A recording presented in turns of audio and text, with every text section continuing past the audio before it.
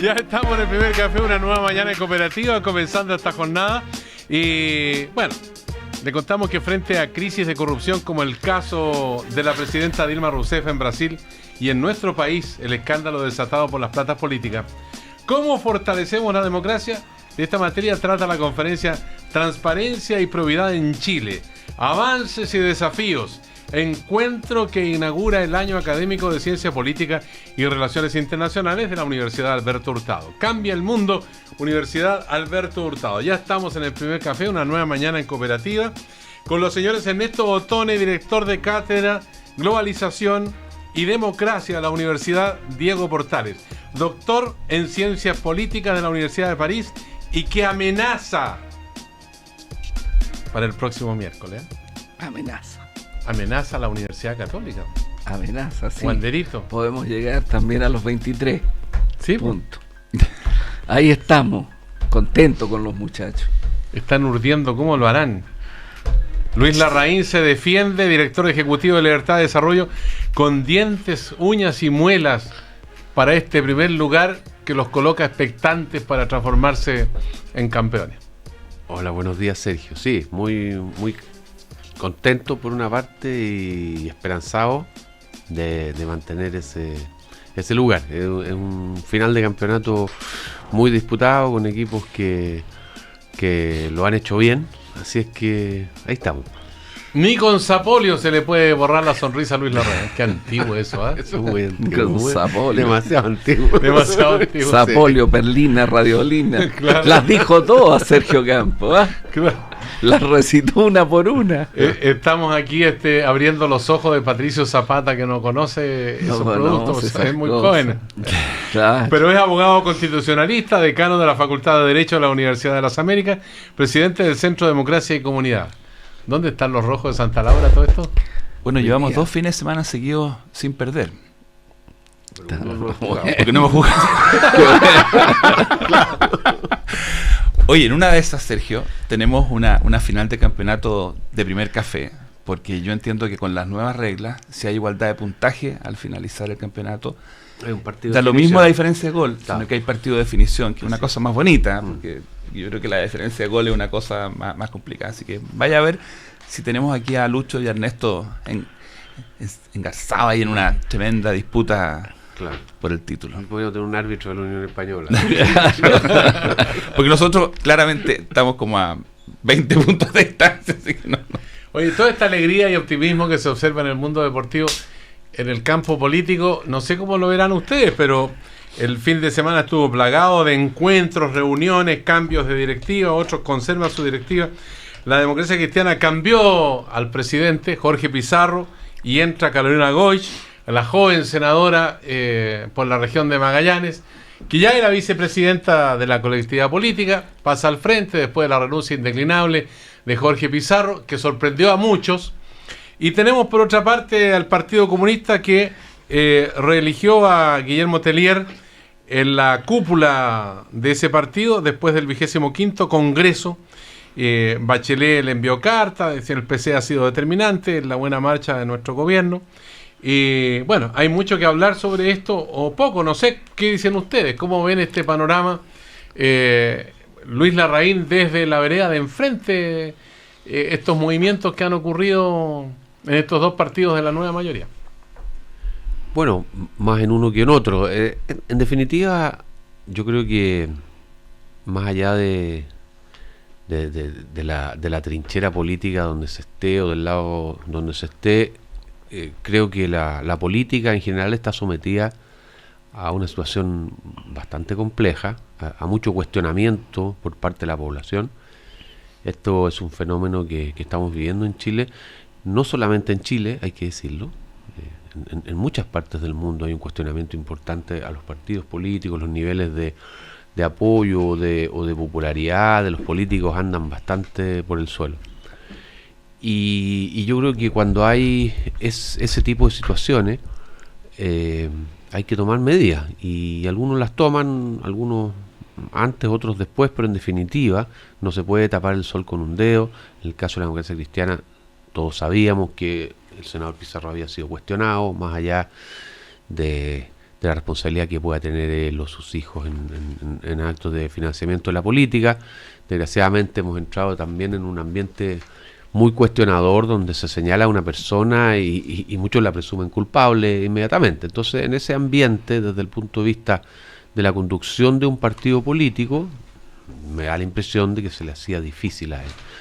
Así es que, bueno, hemos conocido esa renuncia. En el caso del Partido Comunista, al Partido Comunista le cuesta un poco más cambiar sus liderazgos, digamos. Ernesto nos puede contar un poco al respecto, pero en verdad tiene una tradición un poquito distinta en cuanto a cambio de liderazgo. Es cosa de ver, por ejemplo, el caso de Cuba, digamos, donde pasada la cincuentena, digamos, por ahí se puede dejar un hermano. Pero en el caso de acá, continúa Guillermo Tellier.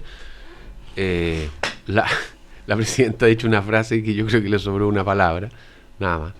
Ella dijo que el Partido Comunista había sido en buena parte, o algo así, determinante en la buena marcha. Yo le sacaría la palabra buena y creo que tenemos una muy fiel representación de lo que ha hecho el Partido Comunista durante el gobierno de la presidenta Bachelet. Creo que han sido efectivamente muy influyentes. ¿Muy qué? Muy influyentes en el gobierno de Bachelet. Y Patricio Zapata, ¿cómo este panorama desde dentro sería, no? Claro, yo no participé en la Junta, la seguí con interés, me sorprendí igual que mucha gente, y yo creo que está bastante claro que una inminente, es lo que dice la prensa, formalización de personas de la familia del senador Pizarro ya hacía muy difícil que él pudiera seguir desempeñando con la eficacia que se requiere la dirección del partido. Él se da cuenta de eso y renuncia. Yo creo que la senadora Goich, ustedes la entrevistaron hoy día en la mañana, tiene capacidades de sobra para hacer un muy buen papel. Yo he seguido siempre con admiración su carrera política. Me ha tocado verla en temas como el desarrollo regional, temas ambientales, ahora en temas laborales. Me gusta, no sé si ustedes recuerdan una entrevista que ella dio a un medio escrito hace una semana, como en un momento en que está bastante de moda lanzar epítetos, caricaturizar al otro. Si alguien piensa sobre un tema, por ejemplo, en materia de reforma laboral, si alguien piensa de una cierta manera, o es un yanacona del gran capital, o es un esbirro de la CUT y del sindicalismo politizado. No. Yo creo que ese tipo de lenguaje hace mal, y Carolina Goich tiene una manera de presentar las cosas con mucha ecuanimidad, con mucho respeto, lo que no quita que tenga sus convicciones muy firmes. Así que yo creo que vamos a tener ahí un liderazgo bien interesante, una mujer joven, de regiones, y yo le deseo desde acá la mejor de las suertes, porque es una tarea difícil para cualquier presidente de partido. Lo hemos hablado otras veces, las cosas están muy difíciles. Y en el caso de la democracia cristiana hay problemas internos, hay muchas veces falta de diálogo entre los demócratas cristianos. Aquí hablo como militante del partido.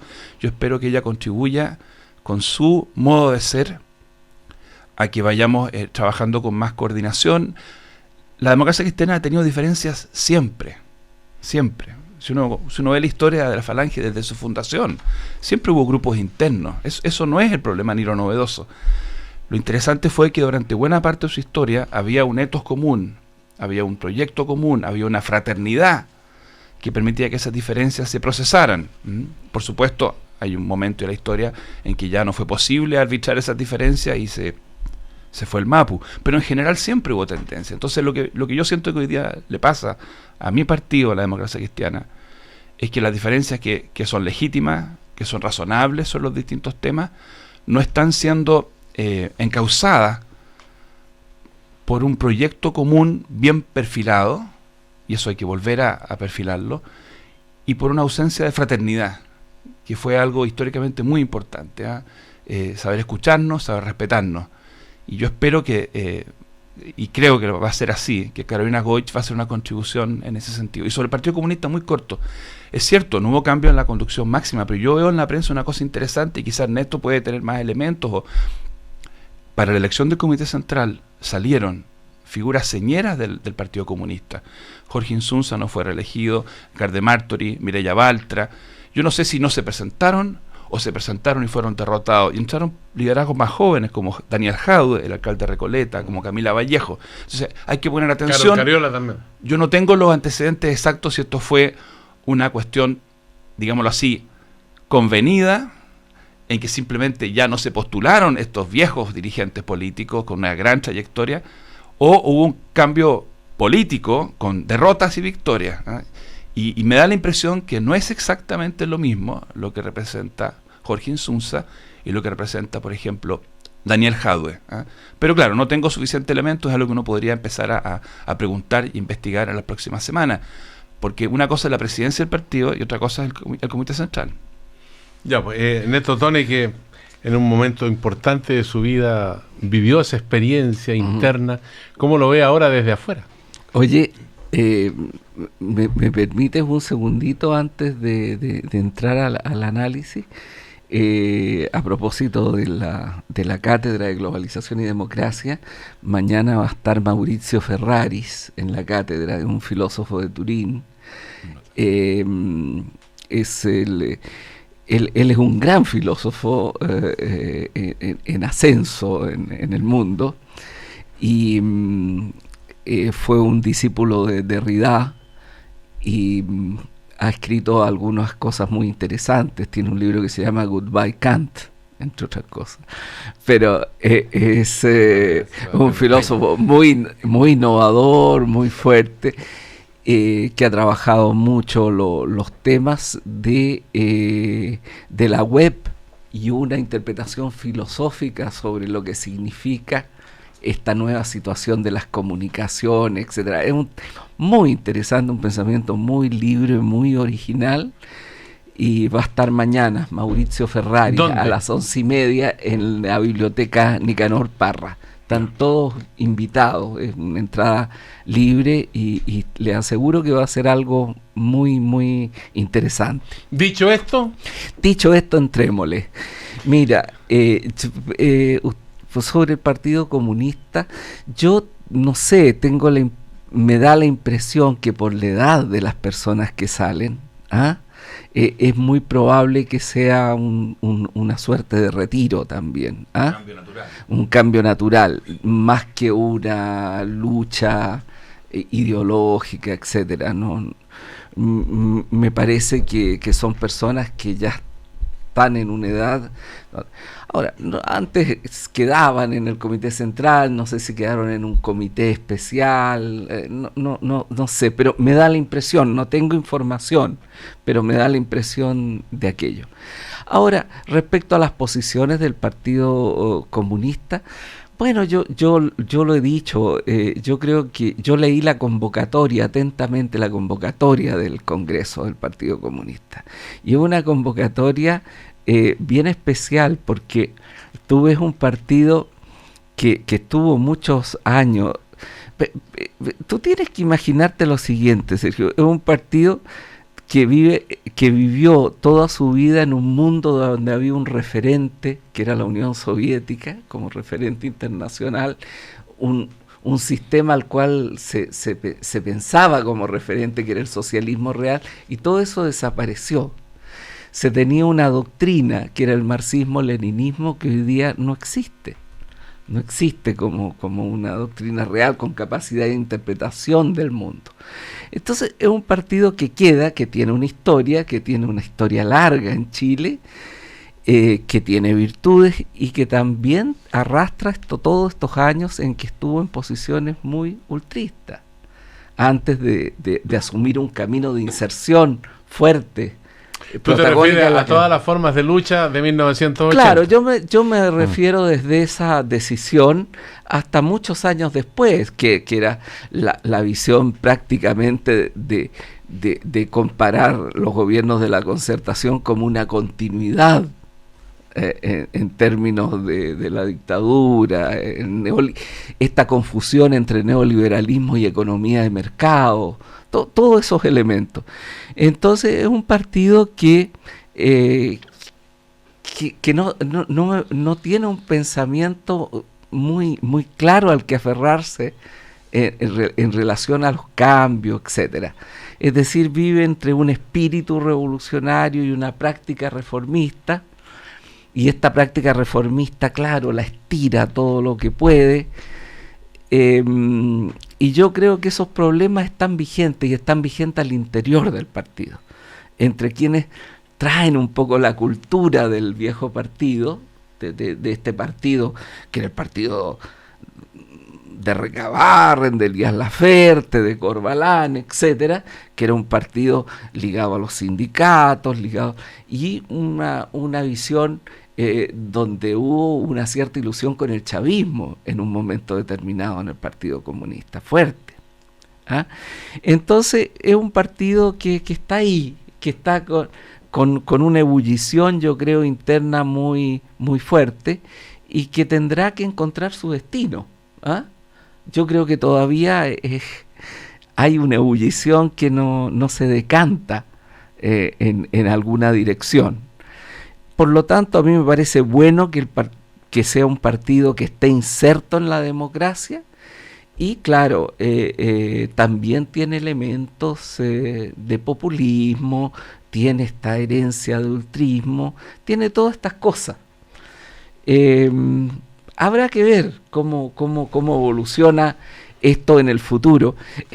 En esa convocatoria es muy divertido porque cuando plantean la situación internacional, ellos siguen hablando del imperialismo norteamericano, como si no hubieran cambio en la sociedad de la información en torno a los polos de dominación en el mundo. ¿Ah? Siguen hablaban de los BRIC como de un sector progresista. Los BRIC no son nada, los BRIC son países grandes, muy distintos entre sí. Después tienen esta identificación entre neoliberalismo y economía de mercado, que ellos lo identifican. Es un partido que tiene grandes dificultades, yo creo, para tener un análisis de la realidad y plantearse un futuro. Y respecto a la democracia cristiana, a mí me parece que la democracia cristiana hizo una reunión en la cual mostró más coherencia de la que se pensaba, porque se señalaban incapacidades, que se iban a producir rupturas, y finalmente yo creo que la elección de Carolina Goich va en la dirección de lo que señalaba Patricio, o sea, en la dirección de buscar esa fraternidad perdida. ¿Ah? No son los pasos perdidos, sino la fraternidad por lo menos magullada. Bueno, en las últimas horas se han revelado situaciones que todavía no terminan de sorprendernos. Yo esta mañana decía que algo va mal, ¿no? Citando una de las numerosas obras de Tony Judt, el historiador británico, y donde estos Panama Papers han revelado las secretas finanzas offshore de líderes mundiales, empresarios, celebridades, ¿no? Donde hay actividades criminales también involucradas, tráfico de armas, lavado de dinero por narcotráfico, en fin. Y hay algunos personajes mundiales implicados en esta revelación de documentos que todavía no se conocen en toda su dimensión. Vladimir Putin, Xi Jinping, Mauricio Macri de la República Argentina, primeros ministros de Pakistán, Islandia, los reyes de Marruecos, Arabia Saudita. Otros 140 políticos y funcionarios públicos aparecen en estos registros, en los que figuran traficantes de diamantes, de armas y drogas, dice CIPER Chile, que hizo la revelación aquí en nuestro país. Bueno, y aparecen, como siempre dicen, en tono de jactancia nuestros compatriotas, siempre en todas las historias hay un chileno, ¿cómo no va a haber chileno? Pero aquí no hay solo uno, hay dos. Hay dos por lo menos en la primera bajada, ¿no es cierto? Uno de ellos, Alfredo Valle, empresario, fue presidente de la Confederación de la Producción y el Comercio, y él dice que son hechos antiguos y que no tienen ninguna importancia, y por eso no me voy a referir a ellos. Y el otro, Iván Zamorano, futbolista, que hasta este momento no ha hablado. Entonces, toda esta repercusión que tiene esta revelación hasta este momento, ¿cómo la ven ustedes? ¿Cómo la aprecian? ¿Qué sienten al respecto, digamos? Yo creo que lo primero... ¿Algo va mal, como dice Tony Judt? Yo creo que lo primero... A ver, Luis Larraín. Yo tengo dos reflexiones. Una, que los estándares en materia de transparencia han cambiado en el mundo y por lo demás la existencia de estas sociedades offshore es conocida. No es que nos estemos enterando hoy día que hay sociedades offshore. Lo que pasa es que hoy día los estándares de transparencia son distintos, entonces aparecen estas filtraciones donde se da el número, un gran número de casos de celebridades que tienen estas cuentas. Ahora, ahí hay de todo. Yo creo que no se puede meter en el mismo saco a un traficante, digamos, a una persona que lava dinero, que un deportista que ha ganado harta plata y que la pone ahí, que a lo mejor no quiere que se sepa que tiene tanta plata, digamos. Yo creo que son situaciones distintas. Evitan el pago de los impuestos en sus respectivos países. En algunos casos puede evitar el pago de impuestos, en otro caso, digamos, es una plataforma para hacer inversiones, digamos, que es conveniente desde el punto de vista, digamos, de los costos que tiene. Entonces, yo creo que uno no puede llegar y leer la lista, digamos, y decir todos estos señores son culpables de los delitos más atroces. De hecho, no es delito tener una cuenta offshore, digamos, puede originar delito en la medida que haya alguna cosa como evasión tributaria. Entonces, yo creo que los estándares de transparencia han cambiado, y yo quiero llamar la atención sobre el hecho de que cosas que hace 10 o 15 años atrás puedan haber aparecido como muy normales, hoy día no aparecen como tan normales y la exigencia es mayor y por lo tanto hay que adecuar, todo el mundo tiene que adecuar sus comportamientos, especialmente las personas públicas, a esos nuevos estándares, pero hay que tener también en cuenta que los estándares son distintos. Así es que yo diría que eso por ahora, no sabemos más.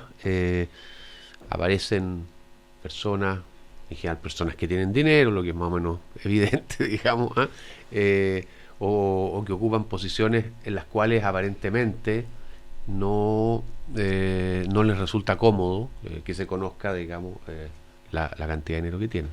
Patricio Zapata, ¿cómo ves tú esta situación que a primeras luces aparece como escandalosa?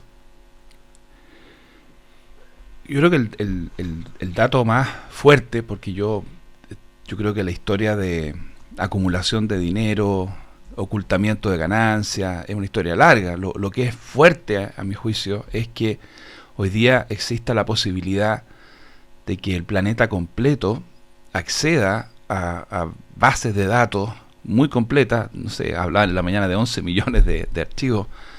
Es un 46% más de todas las revelaciones que hizo Wikileaks en su momento. O sea, esto es muy, muy potente y nos habla de un mundo muy distinto. Hay una paradoja porque el poder está bien concentrado en el planeta. Hay unas muy pocas personas que tienen una inmensa cantidad de dinero y de poder militar y económico, quizá más concentrado que nunca, pero al mismo tiempo existen maneras de exponer ese poder, de humillar ese poder, desamarrear ese poder que quizá nunca antes existieron.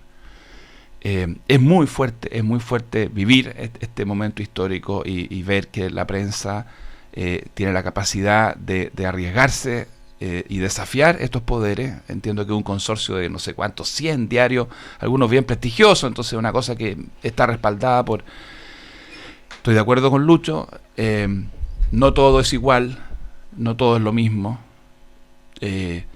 pero a mí me parece que este tipo de situaciones me permiten rescatar, por ejemplo, voy a poner un ejemplo, alguien que ha sido muy criticado, porque yo creo que es criticable, pero ha sido muy criticado. Estoy pensando en artistas o deportistas en Europa, en países donde hay altas tasas tributarias, que deciden instalar su domicilio para efectos tributarios en otro país, en un país que se cobran menos impuestos. Yo me acuerdo, por ejemplo, Gerard Depardieu, fue muy criticado, pero a la luz de este tipo de cosas uno dice, bueno, es bastante preferible que alguien diga, el dinero que yo gano, lo voy a recibir en un país que va a ser Suiza, o que va a ser, no sé, pues no voy a pagar impuestos, pero yo no voy a ocultar lo que yo gano, yo no voy a hacer chanchullo para esconder, no voy a hacer una cosa mentirosa, voy a enfrentar el costo político ante mis compatriotas de que no quiero pagar tantos impuestos. No digo que sea una actitud para hacerle una estatua, ni mucho menos. Yo creo que la gente debería quedarse en su país y pagar los impuestos que hay que pagar, pero es preferible que este tipo de cosas...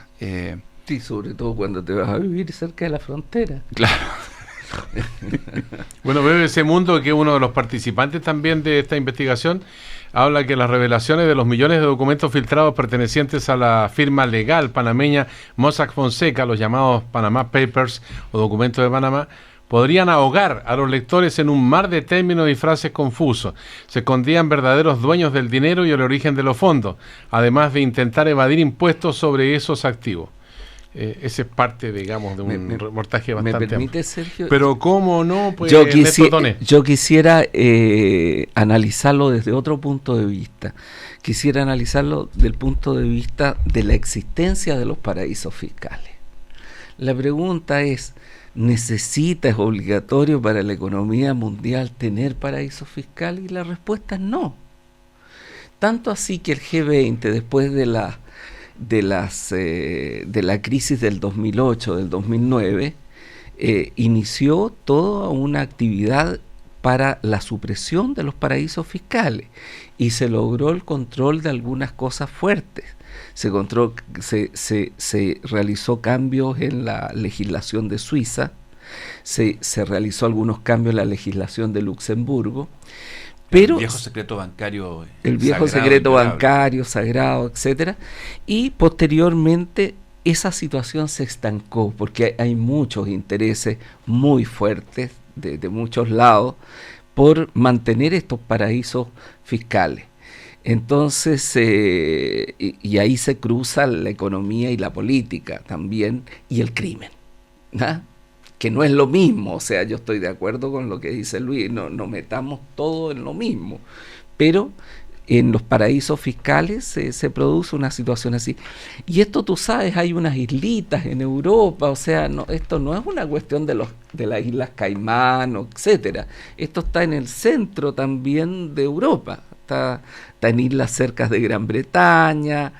Digamos, hay toda una red muy fuerte de paraísos fiscales. Yo creo que los países, la cantidad de dinero que hay en los paraísos fiscales, el Fondo Monetario ha tratado de hacer una cuantificación de la cantidad de dinero, y es enorme. Pero es enorme en términos de que es una parte. Cuando tú mides el PIB de la economía mundial, hay una parte de ese PIB que cuenta, que está ahí. Y entonces es un dinero que no paga contribución, que no impone, es un dinero negro. En fin, esto tiene que ver, y en los países que son más pequeños, que sus gobernantes, el caso de países africanos, etcétera, que sus gobernantes, una parte del PIB nacional está puesta ahí.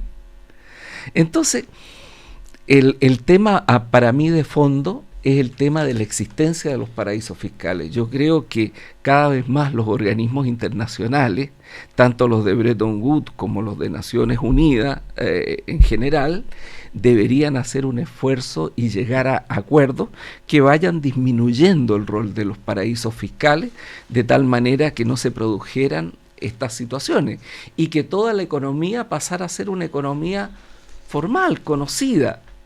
No hubiera esa situación. Luis Larraín, una frase antes de ir a... Sí, yo tengo un matiz ahí, porque hay paraísos fiscales, también hay infiernos fiscales, digamos, gente que le cobra una cantidad de impuestos terrible, y hay situaciones entre medio.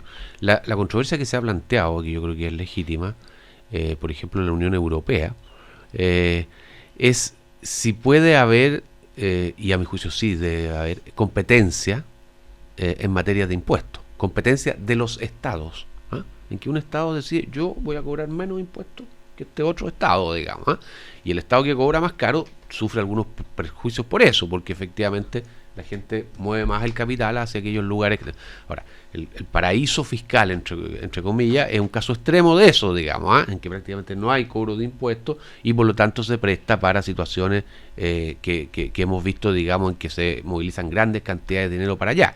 Pero entre medio hay una gama de distintas políticas fiscales en que algunos países dicen yo quiero cobrar menos impuestos, y lo usan, por ejemplo Irlanda, por ejemplo, lo ha usado como una política. Luis, pero y hay otros que dicen yo voy a tener lo que se llama un flat tax, que cobro 15% de impuestos a todo. A todo lo que se mueve le cobro 15% de impuestos. Luis, estamos hablando de cosas diferentes. Estamos hablando de cosas diferentes, pero en el debate muy fuerte existente. Pero hay una línea que es un debate existente gris, digamos, en la Unión Europea sobre eso, entre Inglaterra y Francia, etcétera, y en donde se habla de un fenómeno. El paraíso fiscal es un lugar que se llama paraíso fiscal, es decir, donde no hay países que compiten en función de atraer capitales por los impuestos. Es simplemente una situación donde te aseguran opacidad, donde te aseguran no pago de impuestos y donde te aseguran un conjunto de cosas que permiten que entren dineros que vienen de fuentes normales y dineros que vienen de fuentes criminales. Entonces yo separaría estos dos elementos con una gran frontera. Lo que yo me refiero es al tema de los paraísos fiscales. Yo creo que la comunidad internacional tiene que hacer un esfuerzo porque esos paraísos fiscales desaparezcan. Creo que esto le hace bien a todos los países. Antes de ir a los mensajes, les cuento que los papeles de Panamá alcanzan al presidente chino Xi Jinping y hasta este momento el gobierno chino ha mantenido la boca cerrada y no se sabe qué puede pasar con este gigante asiático, una de las economías más importantes del mundo. Bueno, ¿les ha pasado que sacan a bailar y no los pescan? Bueno, para todos los que no han tenido respuesta, llega una marca que sí responde, Opel. Tiene bonos de descuento en sus automóviles y ahora con 26 puntos de venta adicionales. Opel. ¿Sabe que en los próximos minutos vamos a hablar de una piedra en el zapato o un terrón en el zapato si ustedes quieren? Evo Morales. Volvemos.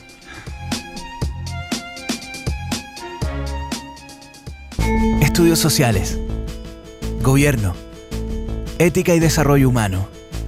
Son algunas de las áreas en que la Universidad Alberto Hurtado imparte sus programas de posgrado. Departamento de Ciencia Política y Relaciones Internacionales. Universidad Alberto Hurtado.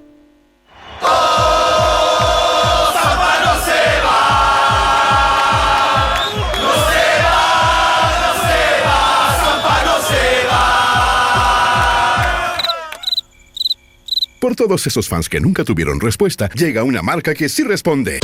Porque durante este mes, Opel tiene la promo que todos querían. Bonos de descuento en sus autos y 26 nuevos puntos de venta. Para que todo fan de Opel se convierta en dueño de un Opel. Opel, wir lieben Autos. ¿Quiere que su evento sea el mejor y que todo salga a la perfección? El exclusivo centro de convenciones de Sheraton Santiago es lo que estás buscando. Sus 19 salones y su capacidad de hasta 2.500 personas hacen del centro de convenciones de Sheraton Santiago el lugar indicado. Es el único lugar con resort urbano, con un entorno inigualable que le permitirá realizar su evento al aire libre. No busque más. Sheraton Santiago ofrece una exquisita gastronomía y un servicio de primer nivel. Consulte por más al teléfono 227-070-182.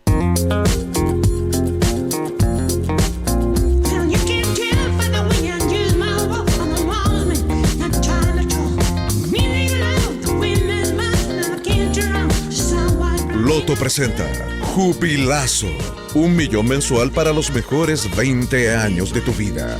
Loto sigue creciendo. Ahora te da 6 nuevas oportunidades para ganar en cada sorteo. Partiste a jugarte un loto, pero con Jubilazo. Ahora en tu mesa, salud, sonido y sabor.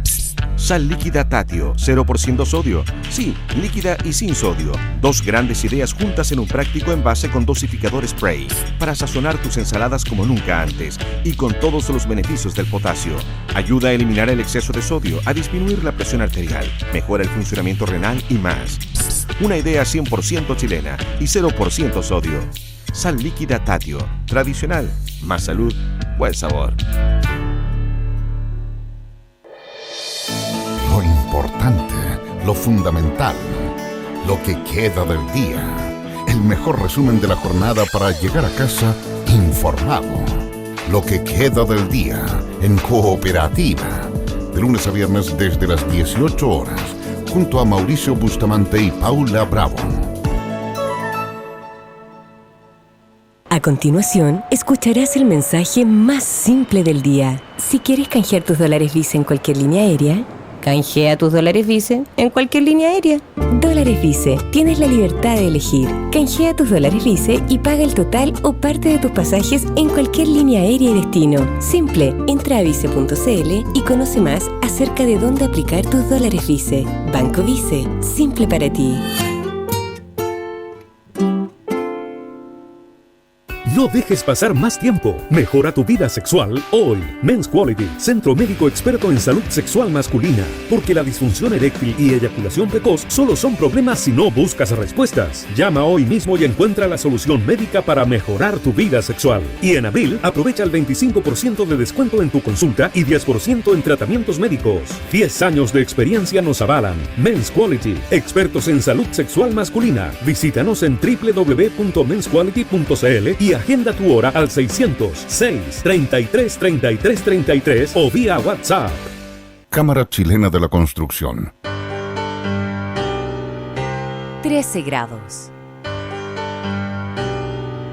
13 grados en Santiago. La Serena es turismo y construye nuestra imagen en el exterior.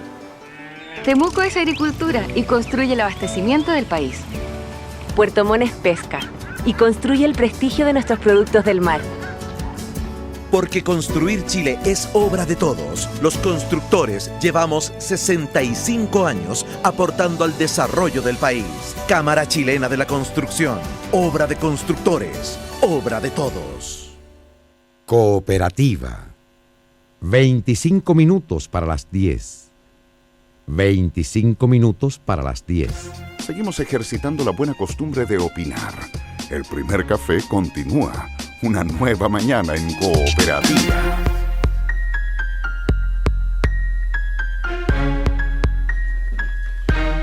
¿Así?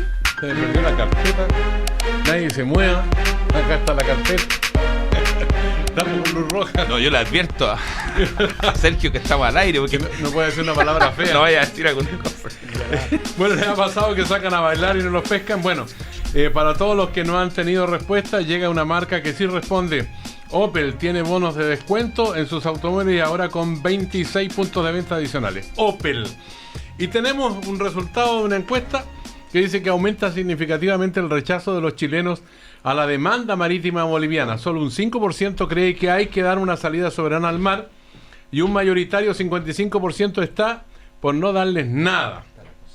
La encuesta de Plaza Pública es la primera de abril y en ella un 26% aprueba y un 64% desaprueba la gestión de la presidenta Bachelet. Bueno, con respecto a la situación de Bolivia hay bastante paño que cortar porque antes fue la salida al mar, en La Haya está la demanda, Chile tiene que presentar la documentación que corresponde ahora, pero se anuncia una contrademanda y aparece también el Silala. Y podría aparecer el río Loa. Y algunos dicen que podría también luego aparecer Antofagasta y aparecer Chuquicamata. En fin, una serie de pasos que podría dar el gobierno boliviano. Esta mañana estamos con José Miguel Insulza, el agente chileno que representa los intereses de nuestro país ante la Corte Internacional de Justicia de La Haya. Señor Insulza, ¿cómo está usted? Buenos días. Buenos días, ¿cómo estamos? ¿Qué tal? Qué gusto saludarlos. Ya, buenos días, José Miguel. Hola, Ernesto, ¿qué tal? ¿Cómo está? Buenas tardes. Bien. Buenos días, Luis. Hola, buenos días, José Miguel, ¿qué tal? Y buenos días, Patricio, encantado de saludarlo. Buenos días. Bueno, se le puede decir embajador, ¿no? ¿Sí? Bueno, que ese es el rango que me dan en la Cancillería, pero con José Miguel basta, no hay problema. Así me puso mi mamá, como decía. Claro. Bueno, mamá cariñosa. Bueno, esto de Evo Morales se transforma ya casi en una pesadilla para muchos con respecto a una materia que pareciera no tener un término ni una salida. Se habla del Pacto Bogotá, que habría que salirse, otros dicen que no es el momento. ¿Para dónde va en este momento la dirección, digamos, del gobierno chileno con esta contrademanda que se anuncia? Bueno, mire, la verdad es que yo creo que hay dos cosas que considerar, o varias cosas que considerar. Primero, hay que leer la prensa boliviana. Y la prensa boliviana habla mucho más perdón, de los problemas internos del presidente Morales que del tema del Silala y menos todavía del tema de la demanda marítima, ¿no? O sea, es que es lo que ocurre siempre. La carta, el gobierno realmente bastante acosado por las últimas cosas, saca la carta boliviana, que se llama la carta chilena, perdón, y juega la carta chilena hasta la saciedad, como lo hace muchas veces el mundo de la política boliviana. Bueno, ahora eso va a seguir ocurriendo siempre. Cuando usted le enseña las cosas, hay una serie de entrevistas sobre lo que se le enseña a los niños en el colegio, lo que las canciones que se cantan, etcétera. Hay toda una cosa muy fuerte con Chile, y es bueno usarla para los políticos cuando se quieren salir de los líos. Ahora, mi impresión es que ese es un factor muy fundamental. El segundo creo que tiene que ver con lo que se dice el Pacto de Bogotá, me voy a referir a él después, ¿no? Pero es evidente que también el mundo político boliviano el gobierno boliviano lee la prensa chilena. Y claro, estando en un juicio en el cual ellos se han metido, que es complicado, qué mejor que sacarnos del juicio, pues. O sea, convertir a Chile en el díscolo que se retira de la Corte Internacional de Justicia y del Pacto de Bogotá en el momento que se está llevando un caso en su contra, y dejar a Bolivia como el país respetuoso del derecho internacional, etcétera, etcétera. Entonces yo creo que aquí están jugando varias cosas, y creo que en nuestro país ambas cosas las estamos tratando de manera bastante equivocada. ¿Preguntas para el diplomático representante chileno Luis Larraín? Sí, José Miguel. Bueno, primero Lucho, ¿qué tal? ¿Qué tal, José Miguel? ¿Cómo está? Mira, primero una opinión, digamos, que yo creo que es bueno poner sobre la mesa en esto. En definitiva, si uno mira las encuestas de opinión en Chile, el presidente Evo Morales se ha convertido en el mayor obstáculo y el mayor enemigo a una salida al mar de Bolivia. Yo estoy de acuerdo con eso. Porque sí, la verdad es que uno mira, digamos, lo que piensan los chilenos de esto y sienten que hay una agresión y sienten que hay malas artes, digamos, que hay malas maneras, y en definitiva todo eso ha ido configurando una oposición a ese tema que antes yo diría que estaba un poco más abierto para los chilenos. Eso es lo primero. Ahora, lo segundo es respecto al famoso tema del Pacto de Bogotá, en que yo tengo una opinión distinta, pero bueno, yo sé que la Cancillería en general tiene la opinión que has expresado tú. El problema que nosotros tenemos como Chile es que tú dices, nos están tratando de dejar como el alumno díscolo, pero resulta que nosotros durante mucho tiempo hemos sido el alumno ordenado. Sí. Hemos sido el alumno que ha cumplido con todo lo que dice el reglamento escrito, digamos, del colegio, y hemos sostenido una posición como país muy basada en los argumentos jurídicos, y nos ha ido mal. ¿Dónde nos ha ido mal? Nos ha ido mal en la Corte Internacional de La Haya con Perú. El único caso al cual hemos ido en los últimos 48 y en los últimos 60 años, y en todo caso yo voy a responder respecto del tema de Perú en un momento. ¿Y qué es lo que sucede? Esto es una cosa que a algunos le parecerá muy simplista, pero en definitiva muchas veces las cosas se resuelven así. En materias de límite con Perú y con Bolivia, nosotros no tenemos reivindicaciones, ellos tienen reivindicaciones, eso es una realidad, que más allá que sean justas o no sean justas. Y por lo tanto, dada la manera como las cortes han venido fallando, no podemos nunca ganar. Ese es el razonamiento que yo tengo. Jamás podemos ganar. Lo que más podemos hacer es empatar. Y para jugar un partido en que tú nunca puedes ganar, solo puedes empatar y puedes además perder, yo prefiero no jugar ese partido. Y es un razonamiento un poco simple si tú quieres llevar a términos futbolísticos, pero eso es lo que nos está pasando, José Miguel, hoy día. En todo caso, un poquito abusivo, viniendo alguien de la Católica con otro del Wander sentado ahí, usar de ejemplo. En este momento, usarme a mí ejemplo futbolístico. Claro, en este momento puede ser un poco abusivo. Pero tan simple como eso, José Miguel, eso es lo que yo te quería. Bueno, yo creo, mira, que debo decir lo siguiente. Lo primero, yo estoy de acuerdo. Yo estoy de acuerdo en que efectivamente creo que que Evo Morales ha hecho lo que el presidente Morales y su gobierno ha hecho exactamente lo contrario a que deberían hacer si quieren sacar algo, porque al final vamos a poner en un caso de que le fuera bien en la Corte. Que le fuera bien quiere decir que la Corte diría que está bien que Chile negocie con Bolivia, que es bueno que Chile negocie con Bolivia, aunque no va a prejuzgar sobre el resultado de la Corte.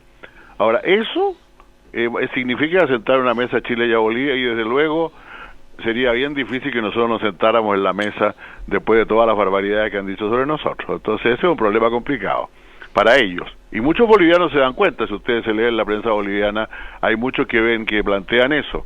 cuidado que tenemos que negociar con Chile, cuidado que vamos a negociar con Chile, lo dicen a cada rato todos los expertos. Entonces yo estoy de acuerdo en que realmente no se han hecho un favor con esto.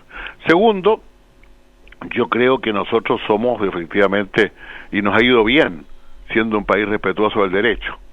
Yo quiero recordarles a ustedes que hace 30 años atrás, 25 años atrás, hace 30 años atrás, para dar la cita exacta, o 30, 35 años atrás, un prestigiosísimo columnista argentino escribió una columna que decía: si mañana Luxemburgo o Liechtenstein presentaran demandas territoriales contra Chile, probablemente la mitad del mundo los apoyaría.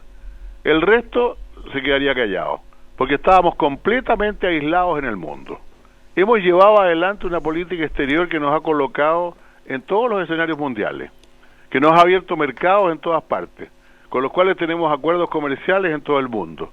Hemos firmado todos los tratados internacionales que son importantes, somos parte fundamental del sistema internacional, y alguien quiere borrar eso de una plumada por el tema de Bolivia. Yo la verdad es que encuentro que eso es un error profundo.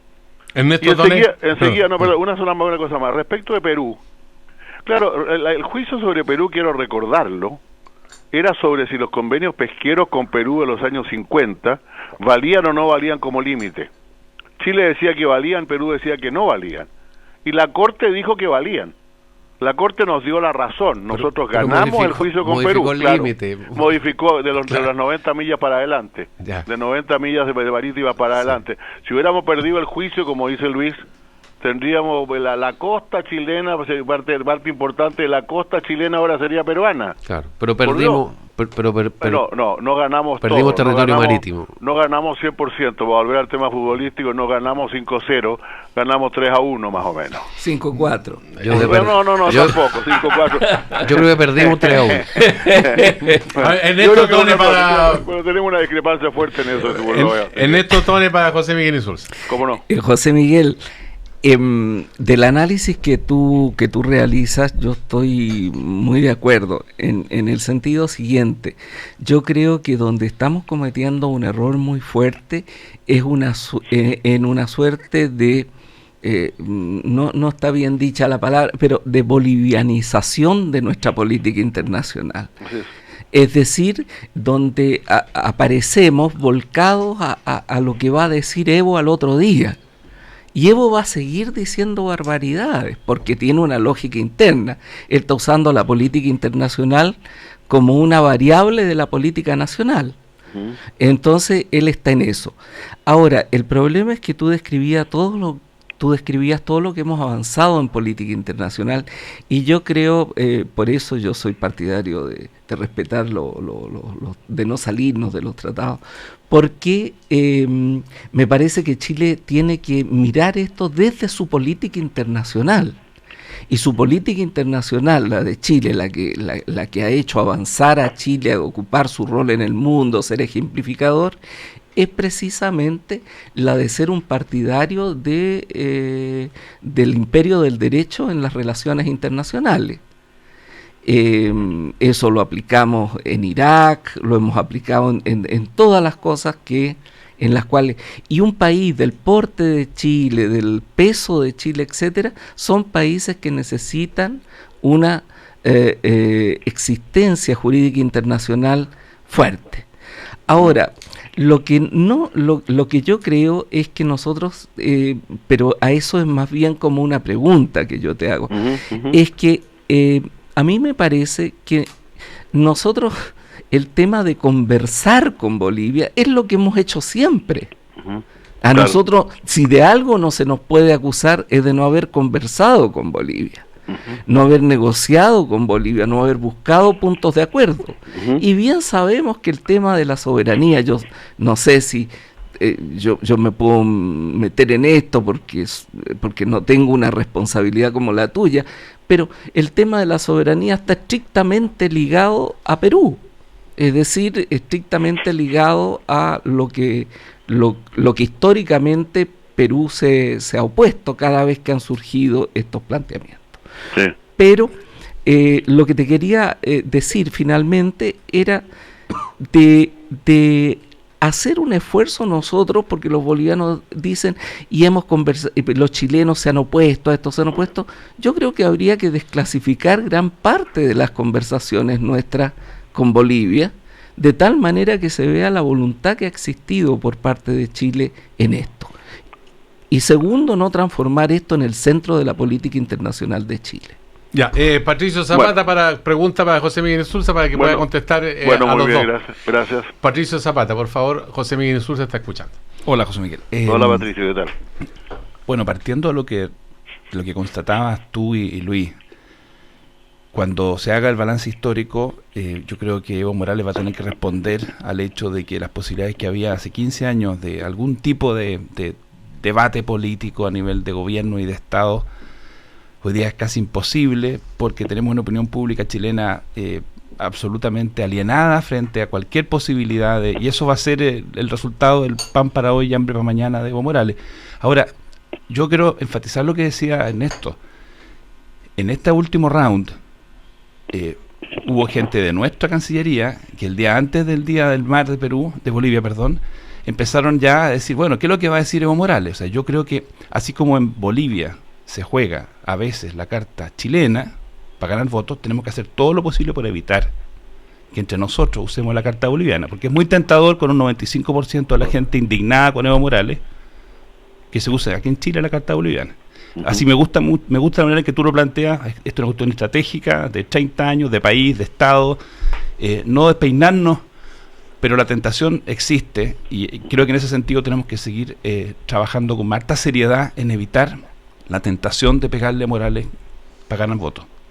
José Miguel Insulza. Yo estoy absolutamente de acuerdo con lo que acaba de decir Patricio y también con muchas de las cosas que se han dicho aquí. Sí, yo creo que la discrepancia fundamental radica hoy día en el grado de exacerbación que algunos tienen con el tema de Bolivia, en esta bolivianización de la política exterior que hacen algunos, y también en el valor o no que tiene lo del Pacto de Bogotá. Yo creo que pero volviendo a los temas más generales, yo estoy de acuerdo en que nosotros tenemos que ser capaces de sacar toda nuestra política exterior a la luz con mucho más fuerza y mostrar también, como lo decía Ernesto, las muchas veces que hemos negociado con Bolivia. Creo que hasta se podría hacer la argumentación histórica de que si lo hubiéramos hecho igual que los demás países que suscribieron convenios de límites con Bolivia, porque Bolivia tiene toda su frontera fijada por convenio, con Argentina, con Brasil, con Perú. No hubiéramos dicho estas son las fronteras y se acabó el tema, probablemente no tendríamos tantos problemas, pero Chile accedió a conversar el tema con Bolivia porque era un tema muy sensible. El Pacto de Bogotá, el Tratado de 1904, es un arreglo que promovieron también desde Bolivia, no es solamente, lo más falso que hay es que lo haya impuesto Chile. Fue simplemente que desde el punto de vista de los políticos bolivianos de la época, surgió la idea de que si se tenía pleno libre tránsito, se podían usar los puertos y se contaba con recursos para desarrollar los ferrocarriles, quién era dueño del territorio al medio no era tan fundamental. El Tratado de 1904 es tan sencillo como decir el territorio para Chile y el más pleno libre tránsito para Bolivia, es decir, Bolivia puede sacar sus productos por cualquier puerto chileno y atravesar que el territorio chileno como le parezca para sacar sus productos y todo ese y para salir los bolivianos también. Entonces ese fue el tratado. En 1920 ya los bolivianos empezaron a desdecirse de esto y hemos conversado con ellos numerosas veces. Hemos conversado numerosas veces para mejorar su condición. Hemos creado almacenes en los puertos para recibir la mercadería boliviana. Hemos hecho una cantidad, tenemos un acuerdo de libre comercio que, como alguien lo recordaba ayer, es un acuerdo de libre comercio disparejo, es decir, las mercaderías bolivianas entran a Chile sin arancel, las mercaderías chilenas entran a Bolivia con arancel. Hemos hecho una cantidad de cosas y hemos perseverado en eso y tenemos en lo concreto, en la práctica, una relación con Bolivia. Hoy día las mercaderías bolivianas siguen saliendo por el puerto, los jóvenes bolivianos siguen estudiando en Chile, los bolivianos y los chilenos siguen yendo de un lado al otro, los pueblos parecen ser más razonables y más estables a veces que sus gobernantes. Que nosotros tenemos que apostar a preservar eso, y a mantener eso y a mejorarlo, y a mostrar cómo siempre conversamos con Bolivia, y hacerlo con serenidad, con tranquilidad, no estar haciendo agujeros en el cielo con el dedo sin hacer nada concreto, no estar proclamando la necesidad, como alguien decía que el otro día que querían salirse de las Naciones Unidas, poco menos, porque entre paréntesis la Corte Internacional de Justicia es uno de los organismos principales de Naciones Unidas, ¿no? Uno no se puede salir de la Corte Internacional de Justicia sin salirse de las Naciones Unidas, y todo esto por un tema de política exterior. Ahora es preocupante, claro, es preocupante sí, porque Chile tiene una política exterior, como decía Ernesto, muy amplia en nuestra riqueza, y Bolivia tiene un solo tema de política exterior, pues. Y aquí recuerdo yo siempre el ensayo de Isaías Berlin, que se llama el zorro y el puercoespín, o el zorro y el erizo, una de dos, yo no sé muy bien la traducción. En realidad Berlin inventó esa fábula, supuestamente un personaje griego el que la dijo, pero creo que la inventó él, que dice que el zorro muchas veces tiene tantos objetivos y conoce tanto la realidad, que a veces puede tener problemas con el puercoespín, que tiene solo un objetivo y solo una visión de la realidad. Y ese es un problema que vamos a tener siempre. José Miguel Insulza, para terminar y breve porque ya se nos termina el tiempo, ha habido crítica a José Miguel Insulza, gente chileno, porque sale hablando acá de política con apoyo a Longueira, en fin, con carta de apoyo a Lula. Entonces el argumento que yo he escuchado en los últimos días es que cuando se meten asuntos internos que son controvertidos, crea una situación de falta de respaldo que debería abstenerse de opinar, porque lo que requiere la gente chilena es el apoyo unánime de todos los sectores políticos. ¿Cómo lo hay? Bueno, primero que nada, una de las fortalezas de nuestra política exterior y de nuestro rostro externo es la práctica de la democracia. El día que se esté vetando y negando el derecho a personas a hablar y a decir lo que les parece, la verdad que creo que se daña la democracia. Yo no me pronuncio sobre ningún tema de la política exterior chilena, ni sobre ningún tema general, sino que sobre asuntos puntuales que creo que están en el debate concreto de la realidad chilena hoy día. Ahora, el apoyo a Lula, quiero recordar que es una carta que dice claramente que Lula no está al margen de la ley, y segundo, la firmó también Carlos Mesa, fíjese, y Carlos Mesa, que está peleado con Evo Morales, nadie le dijo nada en Bolivia. En cambio, a mí en Chile nosotros pretendemos dar lecciones de libertad de expresión hacia Bolivia y criticamos a una persona por dar opiniones políticas en Chile. Entonces yo creo que realmente en eso yo no me preocupo, yo voy a seguir dando mi opinión prudentemente, porque naturalmente hay cosas sobre las cuales no debo y no voy a hablar porque hieren muy profundamente a uno u otro sector del país, pero no me pueden pedir que me quede callado y que deje yo fíjese, llevo tantos años en política que realmente que se pretenda que no hable de política es casi ridículo.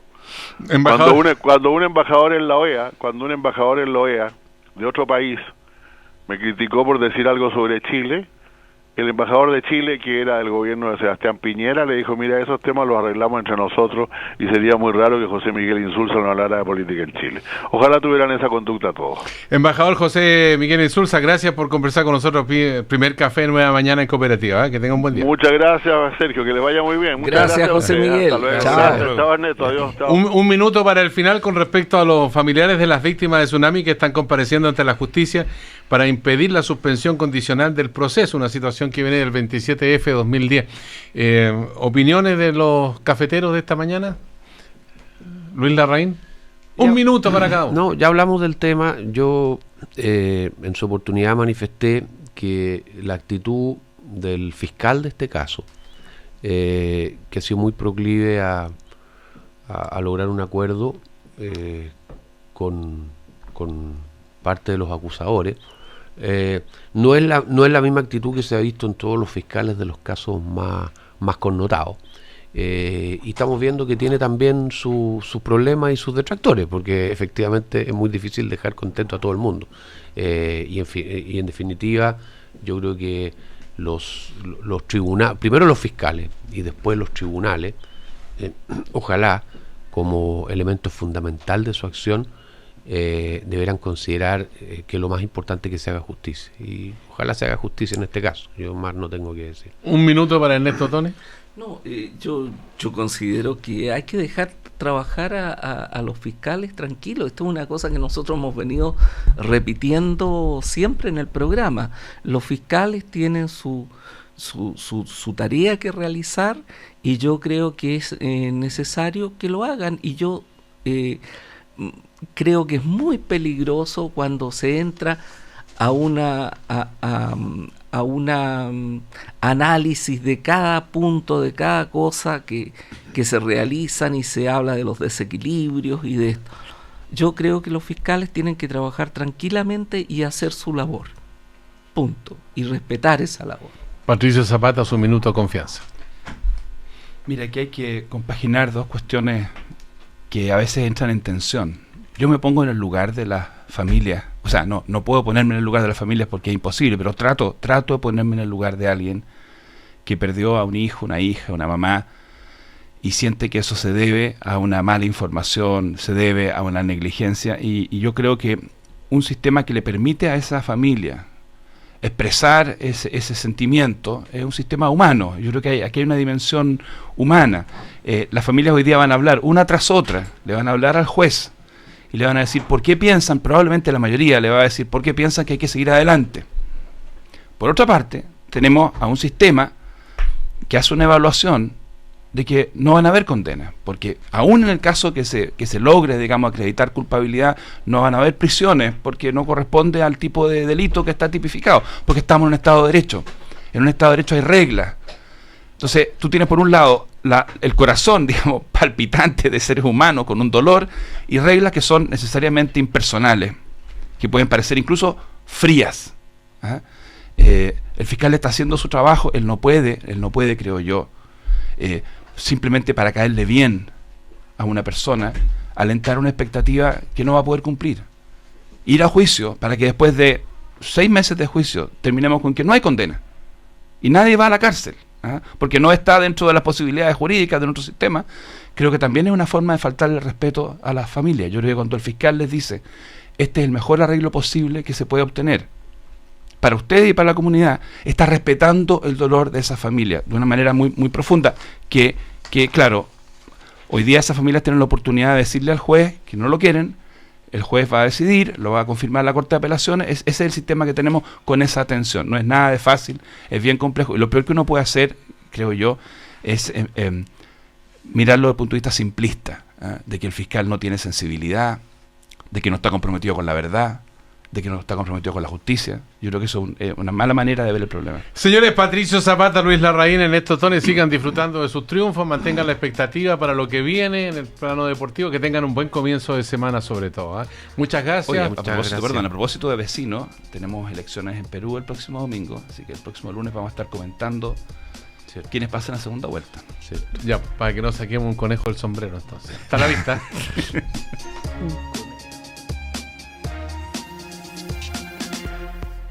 El primer café en Cooperativa.